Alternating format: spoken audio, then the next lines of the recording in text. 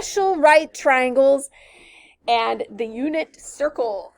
Around and around we go. The math department is writing the Ferris wheel as diagrammed below. The wheel has a radius of 25 feet and its center is 30 feet above the ground. The wheel has 10 spokes. Okay, so we're going to create an angle and draw a triangle in there, and it's going to ask us, well, it's kind of going to direct us to answer some questions about it. So the first thing, they want to know how to get an angle of 36, because you know a complete circle is 360. There are 10 of the spokes, and that gives you 360 divided by 10, so it's going to be 36-degree angle right there. And it says Mr. Tom's is at point A. How high is he above the ground? So he's going to be, let's see, if the center's at 30, he's straight out from the center, so he's also 30. Mrs. Silvas is at the top of the wheel. How high is she above the ground? So she's going to be the 30 to the center plus 25 more, so 55 feet. Mrs. Martell is at the bottom of the wheel. How high is she? So she's down here. If this is 30 minus the 25, she's just at 5 feet. And Miss Haynes is located at point B. How high is she from the ground? So from there, so right there, we need to get that height in there, and then we're going to add it to the 30. So for that one, we need the trig function, right? So if we know this angle is 36 degrees, the opposite is where we will put our variable. We'll call it x. The hypotenuse is 25. So the trig function that uses opposite and hypotenuse is sine. So we're going to say the sine of 36 is equal to the opposite, the side we want to figure out how long it is x over the hypotenuse 25. I make it into a proportion by putting a 1 in that denominator so that I can do the cross product, okay? 1 times x is just x. And then we're going to multiply 25 times the sine of 36. And my wavy equal sign is pretty good today. So we're going to do 14.69. That's just this amount right here. We have to add it to the 30 from the ground. So roughly 44.69 feet. Okay? Any questions on, what did they call it? The Ferris wheel. Any questions on the Ferris wheel? Okay. You're not done? Yeah, got it. Okay, question number 2 says a circle with a center at the origin has a radius of 5. Find the point where the circle intersects angle beta, whose terminal side is in quadrant 1 and has a reference angle of 60 degrees. Hint on this one, because it's 60 degrees, you can use the special right triangles that we referenced on Friday.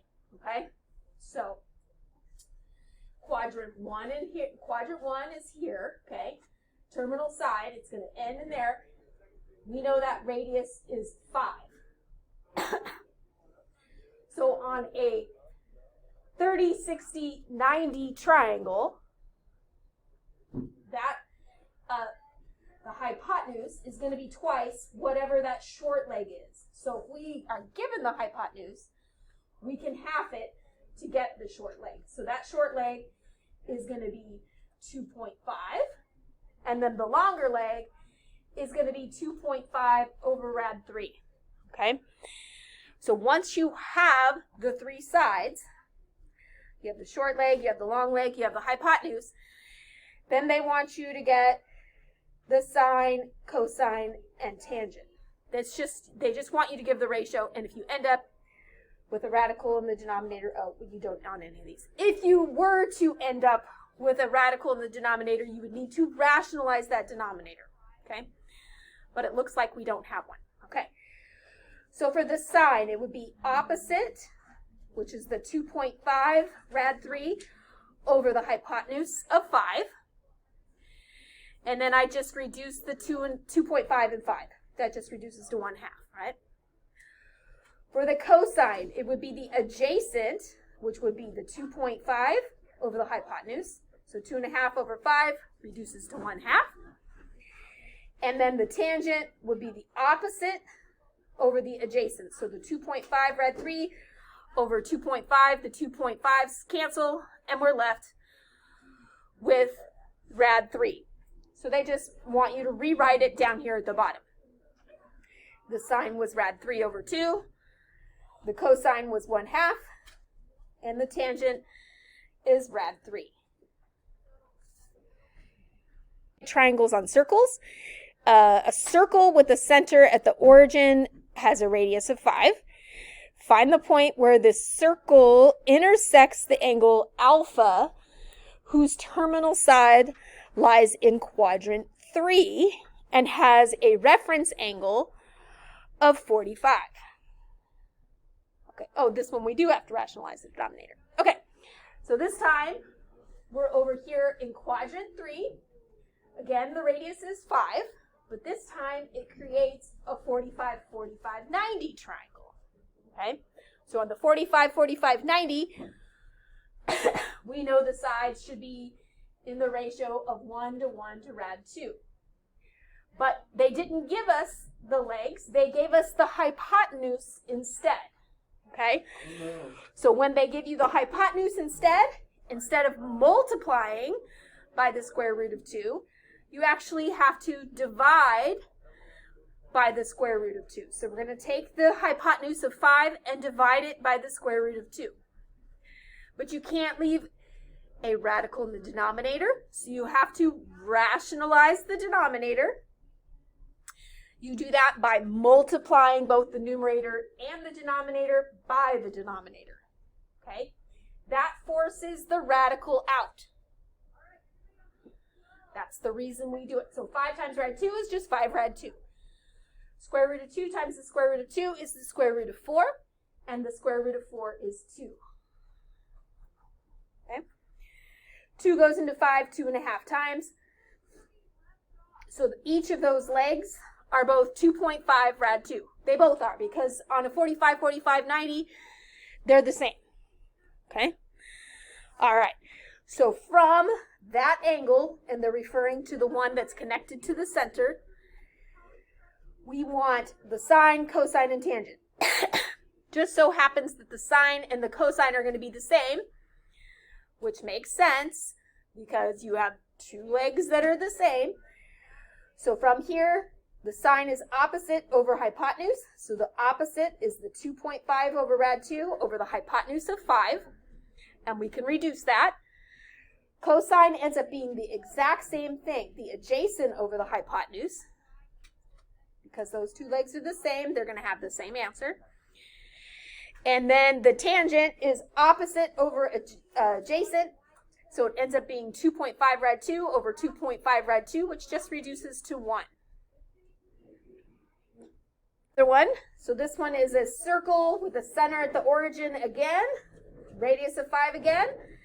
And we want to find the point where the circle intersects the angle, whose terminal side lies in quadrant 2 and has a reference angle of 30. So the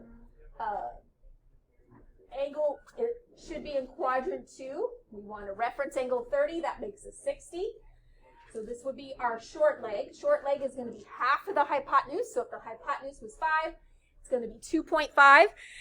And then to get the long leg, you multiply the short leg by rad 3. And then you're going to find the sine, cosine, and tangent of each. Okay, so for the sine of that angle of the 30, you're going to have the opposite, which is 2.5 over the hypotenuse. That reduces to 1/2.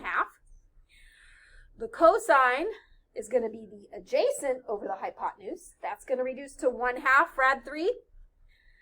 And then the tangent would be the opposite over the adjacent. So 2.5 over 2.5 rad 3. Again, we have to rationalize that denominator by multiplying by the rad 3 over the rad 3. The 2.5s also cancel. You could do that first if you wanted, which is going to give us rad 3 times rad 3, which is square root of 9, and the square root of 9 is 3. And then that's just rad 3 in the numerator. Unit circle. We will be putting it all together. All right? So in this case, the word unit means 1. So if you have basically a radius of 1, it's going to create this triangle. Or, sorry, the circle. The circle.